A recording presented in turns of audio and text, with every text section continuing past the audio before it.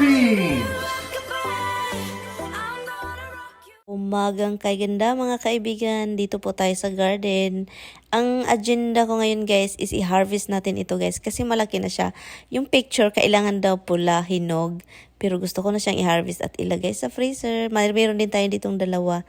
Kawawa naman itong sili ko. Dalawa lang yung bunga. Pero okay na yan, maganda na yan siya sa mga sabaw-sabaw. Masarap yan. Harvest natin sobrang aga. And then pagkatapos niyan, ito na naman tayo sa broccolini. Gustong gusto din ito ni Mister. Siya ang gusto nito kaya tinanim ko. Dalawa lang yung puno nito pero marami. Pangalawa na itong beses ko nag-harvest nito. Maliit pala ito na version ng broccoli guys. Malaki yung broccoli. Ito siya bibi. Kaya tinawag na broccolini. Masarap talaga itong lutuin kapag kasama yung garlic. Lutuin natin itong mamayang gabi. At saka marami tayong na-harvest kahit dalawang puno na. Iba pala ito mag-harvest ng broccolini guys. Hindi mo sila kukunin yung puno. Para siyang bulaklak. Yun lang yung i-harvest mo siya guys. Bulaklak lang siya. So kapag i-leave mo yung puno niya, bulak na bulak siya. At saka yun lang yung harvest mo. O diba? Dalawa lang siya pero na-harvest na tayo. At saka may panggulay na tayo para kay Mister. Roasted siya guys. Kahit malaki siya, nag-take siya ng space. Anyway, punta tayo dito sa ating cucumber. Yung natin guys, cucumber natin guys. Meron na siyang mga bulaklak. At nakikita ko ng ready na siyang magbunga. Kamote. Ito yung kamote natin. Masarap din ito sa nilaga. Ito na guys, harvest na tayo ulit ng rosas para ilagay natin sa loob ng bahay para naman, parang magamit din natin itong mga bulaklak na nalagas yung ibang rosas guys dahil sa ulan ng ulan nga. So yun, kaya hindi na siya sobrang maganda pero okay lang yan basta may ma-harvest tayo at malagay sa vase nating bago. So ngayon guys, punta din ako sa kabilang rosas ko guys. Ang gandang rosas ito, pulang-pula. Maliit lang nga siya yung rosas niya. So ang sayang lang talaga kasi kinuha ko siya maulan. And then yun, alam nyo naman, rosas pag maulan, nalalagas po yung bulaklak niya kapag maulan. At saka yung iba dito na itong bulaklak, napag-isip-isip ko din. Sabi ko, ay, kuha din tayo nito kasi hindi din ito nagagamit. Namamatay lang siya guys. And then, parang hindi ko talaga sila dinidisplay. At saka ito, maganda din ito siya kasi pula. At saka matagal siyang mamatay kung ilagay mo sa vase. Yun yung na-notice ko. Matagal siyang namatay kasi ngayon, hanggang ngayon, buhay pa rin. Nasa vase.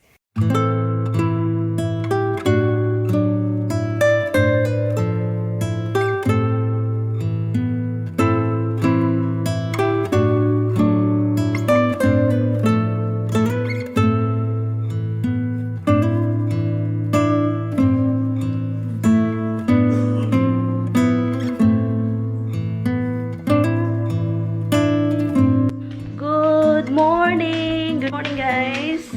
And ngayong araw, meron sa Tami, binilhan po ako ng cereal, nagpabili ako.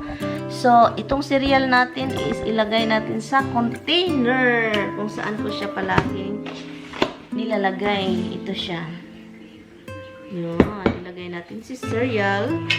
And cereal, mag-breakfast lang din ako. Ito yung gustong-gusto ko na cereal guys. Look. Vanilla and almond. Lagyan natin siya dito.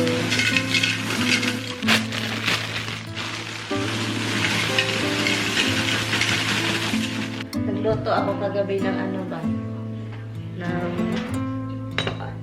ng yung ginataan. Ang sarap guys. Yung kalbasa at saka spinach lang yung nilagay ko. And also, nakita nyo naman yun. Ang sarap guys. Uy. Yung sabaw niya is parang sobrang sticky na ba? Yung coconut. Ay nako. Nag-order din ako ng pangkudkod sa Amazon. Yung pangkudkod lang. And then si Tami na lang yung maglagay para sa wood. Kasi ang mahal ng pangkudkod ng coconut guys. It's $40 something. Almost $50. And so yun, so ang binili ko is yung i-mount mo na lang siya sa wood. Then, banana. Makain natin itong banana. Cereal. Habang nag-i-edit, habang ako guys, nag-harvest ng mga pananim. Ang asawa ko is busy lang naman. Tinulungan ko siya kanina dito pero he's still busy with his paperwork. Look at him. Hey, dito ako nakaupo kasi sabi pa niya, upo ka tabi ko. He wants me to sit beside him. He said, I want you beside me. because he loves me. I think so. He's still busy, look. Okay, you wait. Are you going to wait? I love you. You're gonna wait? Yes, my baby love. I love you so much. Where's Monkey? Gagawin ang lahat. Masaya lang si Mister. O, diba? Gusto ng broccolini. Nagtanim. Ngayon nag-harvest. Lutuin. Para maging masarap. Lagyan ng konting anghang. Yun yung ginagawa namin, guys. Kasi masarap siya kapag may konting anghang. Nilalagay ko lang siya sa air fryer, guys. Madali siya. At saka madali siyang maluto. So, kayo, kung magluto kayo nito, tignan-tignan ninyo. At saka short time lang. Kasi leafy po siya. Yung bulaklak niya is dahon. So, maano siya. At saka kaparisa namin ng fries. At saka ang sarap niyan, guys. Look, ang sarap niyan. At saka mag-garlic talaga. Kain tayo. Masarap siya actually. Masarap.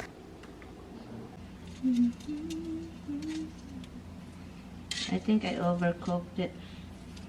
Tapos na po akong nagluto ng broccolini. Tapos, nilagay ko na dito yung fries. Sa oven ko lang siya nilagay, guys, hindi dito. Kakain lang kami, guys. Salamat sa inyong time, ha? Salamat sa pag-click. Salamat. Sa uulitin tayo. Sana nag-enjoy po kayo. Bye! Right now I'm just cutting this wood for this. Is this supposed to go all the way to here? Yeah. That's really close to the edge. I'm just marking this out. It should be done with a scroll saw, but What are you doing? What is that for? so you can have a coconut cleaner. You know, it should be done with a scroll saw, but it's not. Your finger, huh? Just slowly.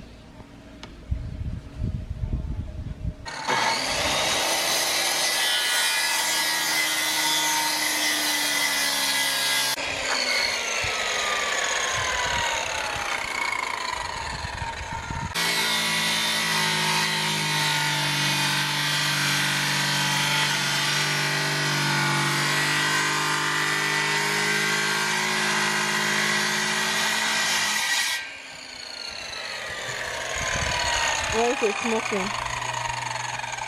It's hot. Not quite even though. That's fine. I knew that was going to be a problem with That's this saw. freaking fine. Okay, now it's time for you to cut my... Oh, you still have to cut it. Like that. Here, right here.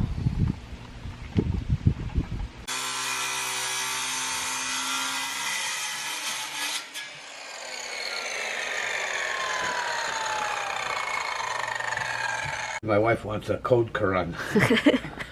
Whatever that is. But she wants me to cut this wood like this for it. So. Kudkuran, guys. Hala.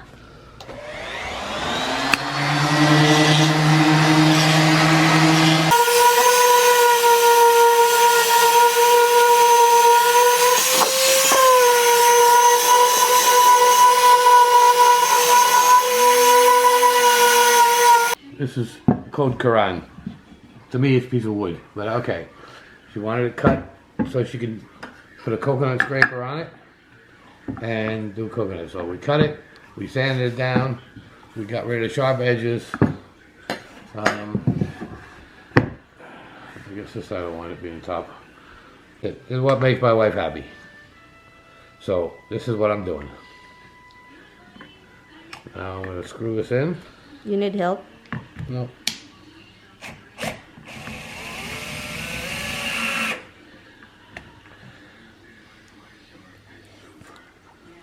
The other screw.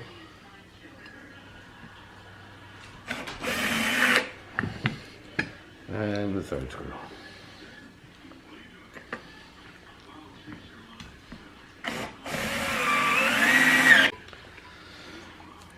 And that looks like that's all there is to it. Puts it here, it takes our coconut and does this, I guess. Or we can take hops. Come here, hops. We'll just scrape you. And that's it.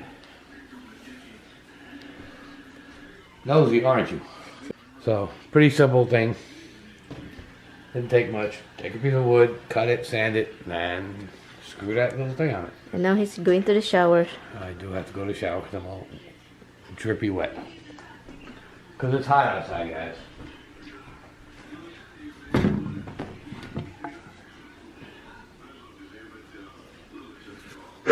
Thank you, love. Yeah. Thank you. Alright. Your son is staring at me, staring. I guess it's a cheap way of making a coconut. Like I said, you can just order it made. The other one is expensive. Alright, so this was what?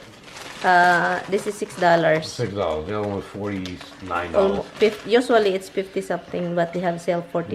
But she got mad because they couldn't deliver it on time for her. It wasn't going to get here soon enough for her coconut. So then she looked at other ones. So I told her just get the electric one. But she decided she don't want an electric one. She wants this kind. Yes, guys. Manual, guys. Thank you for watching. And thanks for the comments. I'll have to catch up on the comments.